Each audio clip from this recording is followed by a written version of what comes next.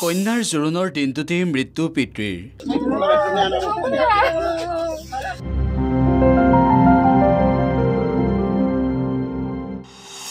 কৰিবলৈ নাপালে কন্যাদান।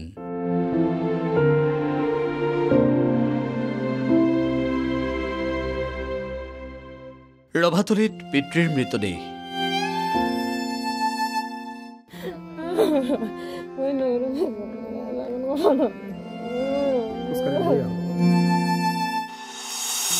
বহু আশাৰে ৰৈ আছিল কন্যাৰ বিয়ালৈ।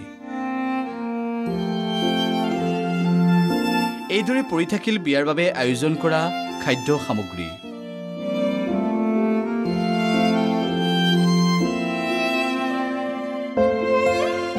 সঁচাই অতিকৈ দুখ লগা এটা ঘটনা।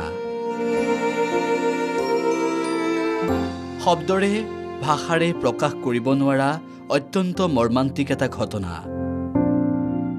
জোৰোণৰ নিশাই পিতৃৰ মৃত্যু হ'ল। নিজ কন্যাৰ কন্যাদান কৰিবলৈ হেঁপাহ থকা শান্তি দাসৰ মৃত্যুৰ লগে লগে এক শোকাকুল পৰিৱেশৰ সৃষ্টি হ'ল এই ঘৰখনত। কন্যা নিশিতা দাসৰ বিয়া আছিল, কিন্তু জোৰোণৰ দিনটোতে পিতৃয়ে বিদায় মাগিলে এই পৃথিৱীৰ পৰা। ঘৰখনত কোনে কাক বুজাব? কান্দোনত ভাগি পৰিছে নিশিতাৰ মাতৃ। কান্দোনত ভাগি পৰিছে নিশিতা। মুঠৰ ওপৰত পিতৃ যেন নাই সেই কথা মানি ল'ব বিচৰা নাই পৰিয়ালটোৱে। বিয়াৰ বাবে পিতৃয়ে যোগাৰ কৰা এই সামগ্ৰীসমূহ এনেদৰে পৰি থাকিল। ৰভাতলিত পিতৃৰ নশ্বৰ দেহ। সকলো শোকত ভাগি পৰিল এনেদৰে। গাঁওখনৰ নাম নিচমকা। এই বিয়া আছিলে ভাতিজা ছোৱালীৰ। বিয়াখন অকস্মাতে দেউতাকৰ মৃত্যু হোৱাৰ কাৰণে বিয়াখন নহ'লে। দৰা ঘৰাই আহি লৈ গ'লে ছোৱালীজনীক।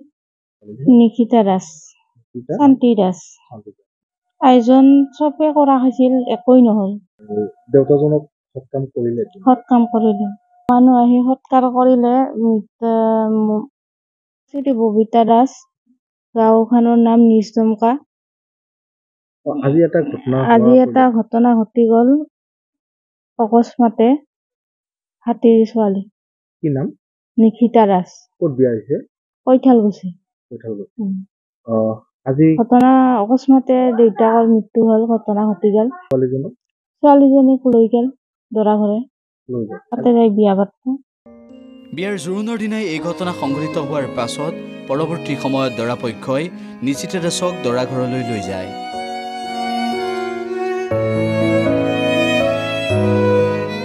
কান্দি কান্দি এনেদৰে ঘৰ এৰিলে নিশিতা দাসে। শোকস্তব্ধ হৈ পৰিল সকলো। পিতৃৰ সপোন যেন ছাৰখাৰ হৈ গ'ল। নিয়তিৰ কি নিষ্ঠুৰ পৰিহাস। সঁচাকৈয়ে বিধিৰ বিধান খন্দাব কোনে? এই শোকাবহ ঘটনা সংঘটিত হ'ল সৰভোগত।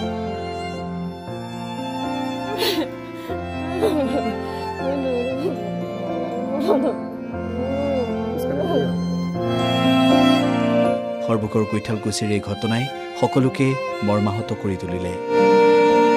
সৰভোগৰ পৰা Ramesh Talukdar, the news plus.